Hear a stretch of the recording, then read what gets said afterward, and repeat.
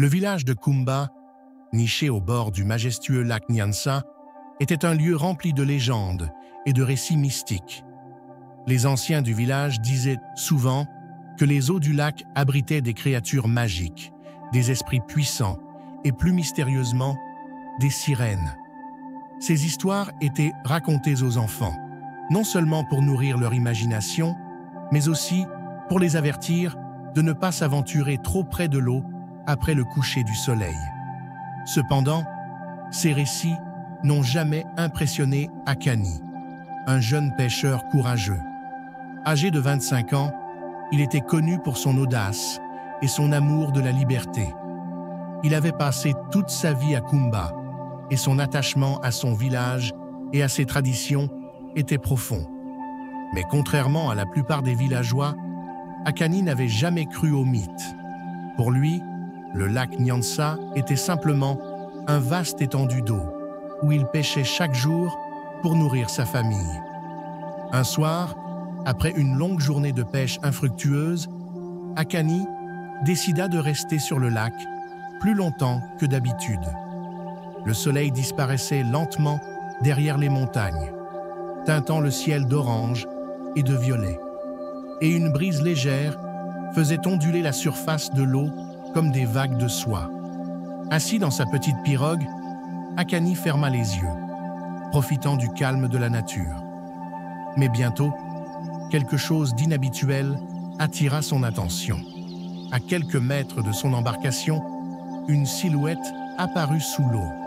Il crut d'abord qu'il s'agissait d'un gros poisson, mais alors qu'il se penchait au-dessus du bord de la pirogue, il vit une longue chevelure noire onduler sous la surface. Ses yeux s'écarquillèrent. Lentement, la silhouette remonta à la surface, révélant une créature d'une beauté inouïe. Une femme aux traits fins, à la peau d'un bronze lumineux, avec de grands yeux envoûtants. Ses cheveux, longs et soyeux, flottaient sur l'eau. Et à la place de jambes, elle avait une queue écailleuse qui scintillait sous la lumière déclinante. Akani resta figé, incapable de bouger ou de parler. Il savait que devant lui se trouvait une sirène, un être dont il avait entendu parler toute sa vie, mais qu'il n'avait jamais cru réel. Elle le regarda en silence pendant ce qui sembla être une éternité, ses yeux emplis de curiosité et de tristesse. Puis, d'une voix douce, elle parla. « Ne crains rien, pêcheur, je ne te veux aucun mal. » Akani ne parvint d'abord pas à répondre, ses pensées tourbillonnaient, essayant de comprendre ce qui se passait. « Qui es-tu » murmura-t-il finalement. « Je suis Nyala, gardienne du lac Nyanza. Depuis des siècles, je veille sur ces eaux et les créatures qui y vivent. Mais peu osent s'approcher de moi, car les légendes effraient les hommes de ton village. » Akani fronça les sourcils, essayant de retrouver ses esprits. « Pourquoi te montres-tu à moi, Nyala? Qu'est-ce que tu veux de moi ?» Nyala plongea son regard dans celui d'Akani, et un sourire triste étira ses lèvres. « Parce que tu es différent, Akani. Tu n'as pas peur du lac comme les autres, tu respectes la nature, et pourtant, tu es curieux. J'ai observé ton courage, et quelque chose en toi m'a attiré. Je voulais te voir, te connaître. » Intrigué, Akani sentit son cœur battre plus fort. Il n'avait jamais rencontré une créature aussi envoûtante. Nyala n'était pas seulement belle, elle dégageait une aura mystérieuse et apaisante, comme si sa présence même calmait les vagues du lac. Ils continuèrent à parler et Nyala raconta à Akani l'histoire des sirènes du lac Nyanza. Jadis, elles étaient nombreuses à peupler les eaux, mais avec le temps, elles s'étaient retirées, ne se montrant plus aux humains. Elles préféraient vivre en paix dans les profondeurs du lac, loin des conflits terrestres. Mais Nyala, la dernière de sa lignée, avait toujours été fascinée par les humains, même si elle savait que l'amour entre un homme et une sirène était impossible. Les semaines passèrent, et chaque soir, après sa journée de pêche, Akani retournait au lac pour rencontrer Nyala.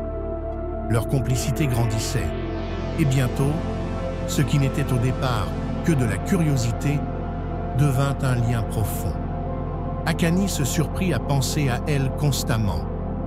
Il trouvait en Nyala une sagesse et une compréhension qu'il n'avait jamais rencontrées chez quelqu'un d'autre. Mais plus leur amour grandissait, plus une ombre pesait sur leur bonheur. Il savait que leur relation était vouée à l'impossible. Akani appartenait à la terre, tandis que Nyala était lié au lac. Ils vivaient dans deux mondes différents, séparés par un gouffre que ni l'un ni l'autre ne pouvaient franchir. Un jour, Nyala apparut devant Akani avec un regard grave. « Akani, il est temps que nous parlions sérieusement. Je t'aime plus que je ne l'aurais cru possible, mais notre amour est condamné. Je ne peux pas quitter ces eaux, et tu ne peux pas vivre sous l'eau avec moi. » Le cœur d'Akani se serra. Il savait qu'elle avait raison, mais l'idée de la perdre lui était insupportable. « Nyala, il doit y avoir un moyen. Je suis prêt à tout pour rester avec toi. Dis-moi ce que je dois faire. » Nyala soupira. Il existe une ancienne magie, une malédiction, que seules les sirènes connaissent. Si tu plonges dans les profondeurs du lac, et si tu y restes jusqu'à la prochaine pleine lune, l'eau te transformera en l'un des miens. Mais sache qu'en faisant cela, tu abandonneras ta vie humaine pour toujours. Tu ne pourras jamais retourner à la terre, ni revoir ton village ou ta famille. Le silence s'abattit sur eux, alors qu'Akani réalisait l'ampleur du choix qui s'offrait à lui. S'il choisissait de devenir une créature du lac, il perdrait tout ce qu'il avait connu jusque-là. Mais il savait aussi que son cœur appartenait désormais à Nyala. Sans hésitation, il prit sa décision. « Je le ferai. » Les jours qui suivirent furent remplis d'angoisse. Akani préparait son départ, se préparant à plonger dans les eaux du lac et à renoncer à sa vie terrestre. Il ne dit rien à personne, pas même à sa famille. Comment aurait-il pu comprendre qu'il était sur le point de tout abandonner pour l'amour d'une sirène? La nuit de la pleine lune arriva enfin. Le lac était calme, éclairé par la lumière argentée de la lune. Nyala attendait Akani au bord de l'eau. « Es-tu sûr de ton choix ?» demanda-t-elle, sa voix tremblante. « Oui, je n'ai jamais été aussi sûre de quoi que ce soit dans ma vie. » Sans un mot de plus, Akani plongea dans les eaux du lac, et son corps commença à se transformer. Ses jambes se soudèrent, devenant une queue écailleuse, et sa respiration, auparavant haletante, devint fluide sous l'eau. Nyala le rejoignit dans les profondeurs. Ils se rejoignirent dans une étreinte silencieuse, désormais unis pour l'éternité sous les vagues du lac Nyanza. Cependant, dans les mois qui suivirent, Akani réalisa que la vie sous l'eau, bien qu'enchanteresse, n'était pas aussi idyllique qu'il l'avait imaginé. Il commençait à ressentir un vide en lui, une nostalgie douloureuse pour la terre, pour son village, pour les visages familiers qu'il avait abandonnés. Nyala pouvait voir son chagrin, et bien qu'elle l'aimait profondément, elle ne pouvait pas ignorer sa douleur. Un soir, alors que la lune brillait à nouveau dans le ciel, Akani se confia à Nyala. « Mon amour, je ne regrette pas d'avoir choisi cette vie avec toi, mais parfois, je me demande si notre amour aurait pu survivre sans que je doive tout abandonner. Je me sens partagé entre deux mondes. » Nyala, les yeux pleins de larmes, caressa son visage. « Je comprends, Akani. Peut-être que l'amour véritable ne devrait pas exiger de tels sacrifices. » C'est alors qu'une pensée traversa l'esprit de Nyala. Il existait une ancienne magie, une malédiction que seules les sirènes connaissaient. Si Akani et Nyala voulaient vraiment vivre ensemble, sans souffrir de la séparation de leur monde, il leur faudrait accomplir un acte de grande bravoure, retrouver une perle légendaire, la perle de l'équilibre. qui avait le pouvoir de fusionner les mondes humains et aquatiques. Selon les légendes, cette perle était cachée au fond d'un antre sous-marin, gardé par un dragon des mers, un être redouté par toutes les créatures des profondeurs. « Nous devons partir à l'aube », dit Nyala, la voix ferme mais émue. « Cette quête ne sera pas facile, mais si nous réussissons, nous pourrons établir un lien entre nos deux mondes. Cela pourrait nous permettre de vivre ensemble, même à la surface. » Akani acquiesça, la détermination brûlant dans ses yeux. Il n'avait jamais reculé devant un défi. Et maintenant, son amour pour Nyala lui donnait une force nouvelle. Ils passèrent la nuit à se préparer, discutant de leurs craintes et de leurs espoirs, leur lien se renforçant à chaque mot échangé. Au matin, Akani et Nyala plongèrent dans les eaux cristallines du lac, se dirigeant vers la mystérieuse grotte où la perle était censée se trouver. Le chemin était parsemé d'obstacles, des courants puissants, des algues enchevêtrées et des profondeurs obscures qui semblaient vouloir les retenir. Cependant, ils ne se laissèrent pas décourager. Après plusieurs heures de nage, ils arrivèrent à l'entrée de la grotte. Une lumière douce émanait de l'intérieur et un léger bourdonnement résonnait comme une mélodie enchantée. Nyala, confiante, prit la main d'Akani et l'entraîna à l'intérieur. La grotte était un véritable chef-d'œuvre de la nature, orné de cristaux brillants et de coraux colorés. Mais au fond, un dragon des mers, immense et majestueux, se tenait vigilant. Son corps, serpentiforme, était recouvert d'écailles d'un bleu profond, et ses yeux, jaunes comme des ambres, brillaient d'une sagesse ancienne.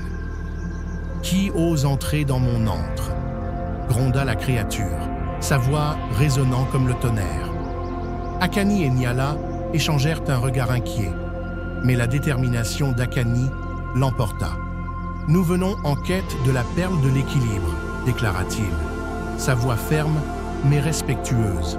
« Nous souhaitons unir nos mondes afin de vivre en harmonie. » Le dragon les observa attentivement, son regard perçant scrutant leurs âmes. Le dragon, impressionné par leur détermination et leur amour, fit apparaître la perle de l'équilibre, scintillante d'un éclat irréel. Elle flottait dans l'air, pulsant de lumière comme un cœur battant. En prenant la perle, Akani et Nyala ressentirent une vague de chaleur les envahir. Leurs corps commencèrent à se transformer, fusionnant les traits des deux mondes. Ils virent leurs jambes se reformer tout en conservant les éléments aquatiques, formant des silhouettes uniques, capables de vivre à la fois sous l'eau et à la surface. Lorsque la lumière s'apaisa, le dragon les observa avec un air approbateur. « Vous êtes maintenant les gardiens de l'équilibre entre vos mondes. Utilisez ce pouvoir avec sagesse, et votre amour perdurera à travers les âges. » Le retour au village Akani et Nyala remercièrent le dragon et retournèrent au village, la perle en main. Ils arrivèrent à la lisière de Kumba, où les villageois, d'abord effrayés par leur apparition, réalisèrent rapidement que quelque chose avait changé. Les craintes et les doutes se dissipèrent alors qu'Akani expliquait leur quête et leur nouvelle mission: rassembler les humains et les créatures aquatiques pour vivre en harmonie. Avec le temps, la légende de Nyala et Akani grandit. Le lac Nyanza devint un lieu sacré, un symbole d'unité. Les villageois apprirent à respecter et à cohabiter avec les sirènes, établissant des liens d'amitié entre les deux mondes. Akani et Nyala, en tant que gardiens de l'équilibre, parcoururent les rives du lac, enseignant aux enfants les histoires de leurs ancêtres et célébrant leur amour unique. Leur histoire devint une légende vivante, prouvant que l'amour pouvait transcender les frontières et unir des mondes.